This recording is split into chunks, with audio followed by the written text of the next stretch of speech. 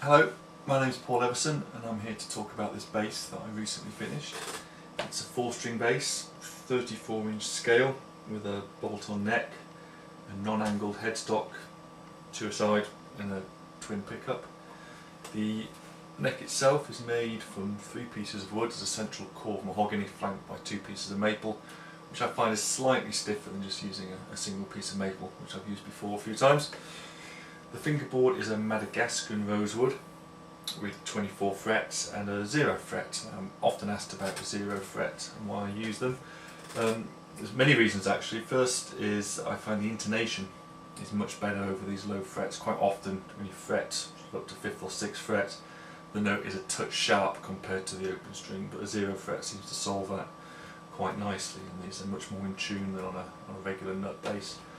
Also, the open strings sound a lot more like the fretted notes. I think you particularly notice that on the sort of slapped open E, beloved of all bass players. It just sounds a little punchier and a little tighter to me than with a regular nut.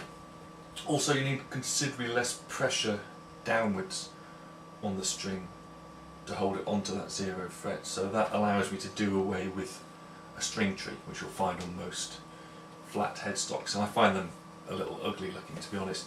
So this lets me not have one. Just that angle there is enough to cause enough pressure on that 0 fret for it to play in tune. And from a personal point of view, they're a little easier to make, they're quicker to set up, so I save a bit of time in the workshop, which has got to be a good thing.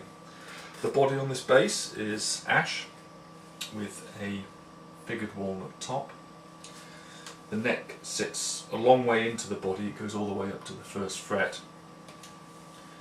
So the actual area of the neck joint is much greater than a lot of other basses, and because there's no end to the neck pocket, if you like, it allows me to push the neck up before I bolt it in. So not only is there pressure bringing the neck in this way, there's also a decent amount of pressure from the sides of the bass, which overall adds up to a much stronger and more solid neck joint.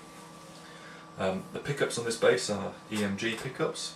I've used the 40 pickups as opposed to the 35 ones. The 40 ones are usually used on 5-string basses, but I prefer these because they give you a nice thumb rest, and also I find on these smaller pickups the outer strings can be a little bit too close to the edge of the pickup, and I think that having them within that magnetic field means it's going to be a more even tone across the strings. That's certainly what I find. This particular pickup, the one in the neck position, is a 40p, which is essentially a split precision pickup in a soap bar casing, and this one in the bridge position is a 40DC, which is kind of a humbucker, so slightly more beefy and punchy kind of sound to it. The hardware is Hipshot aluminium tuners, a Hipshot aluminium bridge. You won't be able to see it, but it's set slightly into the body. In fact, everything's set slightly further into the body than you'll find on some basses.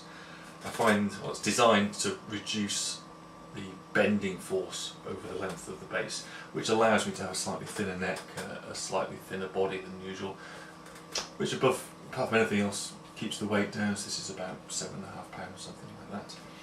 Oh, I also say the back plates are flamed maple, and the battery compartment is magnetic, so you can flick that out, which means you don't need a screwdriver to change your battery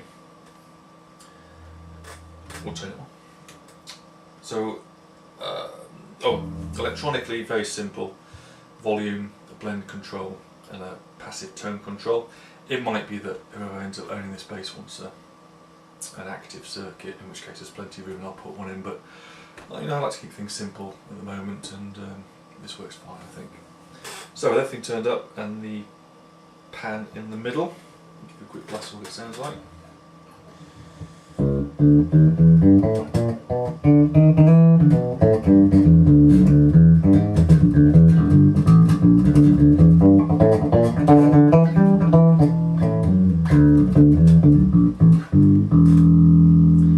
I'll solo the neck pickup.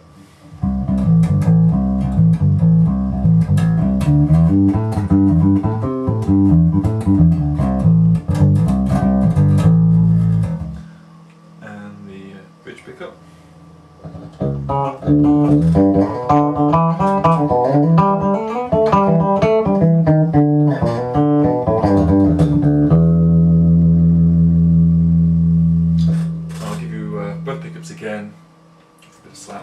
And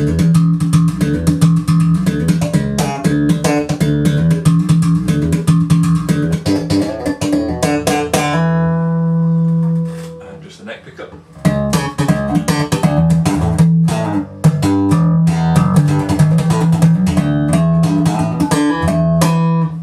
And the neck pickup.